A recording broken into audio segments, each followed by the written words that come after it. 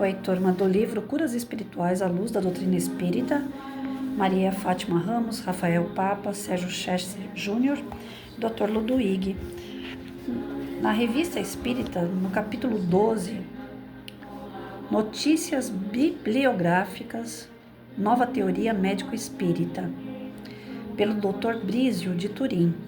Não conhecemos essa obra senão pelo prospecto em italiano, que nos foi enviado, mas só nos podemos alegrar por ver o interesse das nações estrangeiras em seguir o movimento espírita e felicitar os homens de talento que entram na via das publicações do Espiritismo à ciência. A obra do Dr. Brizio será publicada em 20 ou 30 fascículos a 20 centavos cada, e a impressão será iniciada quando houver 300 assinantes. Assinaturas em Turim, na livraria de Georges Vianova. Observação dos autores no livro. Observação dos autores do livro. Essa nota de Kardec, por menor que seja, tem significado muito grande, pois representa o registro de estudos médicos sobre a espiritualidade já naquela época. Eu não estou conseguindo entender isso aqui, porque já vem o capítulo 13 logo em seguida. Eu acho que ele só faz uma prévia aqui de alguns depoimentos de médicos que são ligados à ciência, né? Falando sobre o espiritismo. Eu creio que seja isso. Já na época, né, do Kardec, já tinha médicos provando, né, que existia algo além da matéria. Então, até hoje existem dúvidas por parte de alguns. A ciência, ela está dividida entre aqueles que acreditam na espiritualidade e aqueles que não acreditam.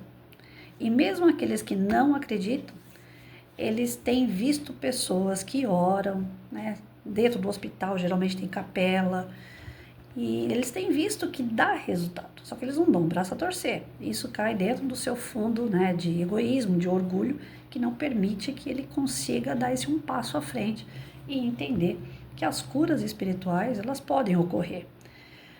Quando eu estava com meu filho internado no hospital, por exemplo, eu cansei de ver pessoas indo para dentro das capelas de hospital, fazendo as suas preces, chorando, pedindo, né, agradecendo, e médicos que não acreditavam tanto acompanhando essas pessoas que iam fazer as preces, né, acompanhando a evolução daquele que estava deitado, que estava acamado.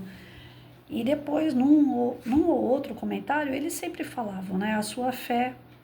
Ele não dava o braço a torcer, né, que ele tinha fé, mas ele falava para o paciente e para a pessoa que acompanhava: a fé de vocês pode curar. Então, se você acredita no seu Deus, vai lá e ore por ele. Eu acho bonito que você ora, eu acho bonito que você tenha fé. Esse tipo de comentário eu via direto no hospital. Aqueles que não acreditavam. Mas já aconteceu comigo.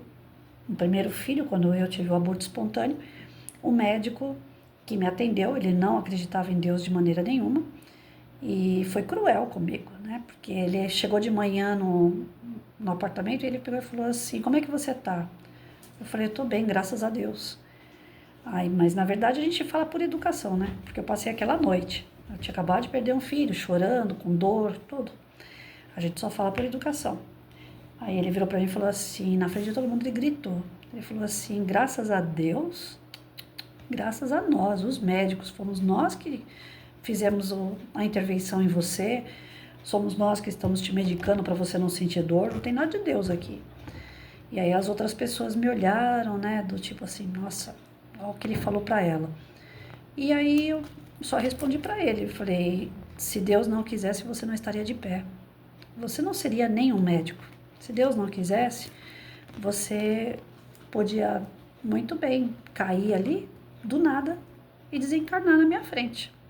Se Deus assim desejasse, né? Se Ele não quiser a sua vida, você pode cair na minha frente a qualquer momento e morrer. Porque a sua vida pertence a Deus, a minha vida pertence a Deus.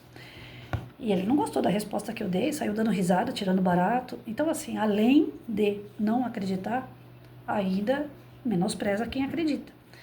E se isso aconteceu há 30 anos atrás, imagina então na época de Kardec, como devia ser comum médicos ridicularizarem aqueles que acreditam na espiritualidade, no Ser Supremo, Deus, ou no exemplo de Jesus, né?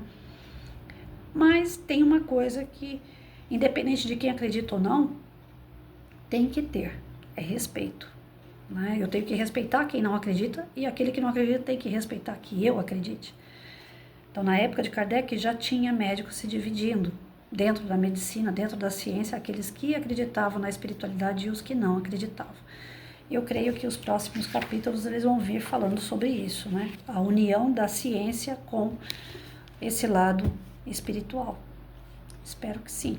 Espero que não esteja falando bobagem, tá bom? Mas é um trechinho muito curto esse capítulo 12.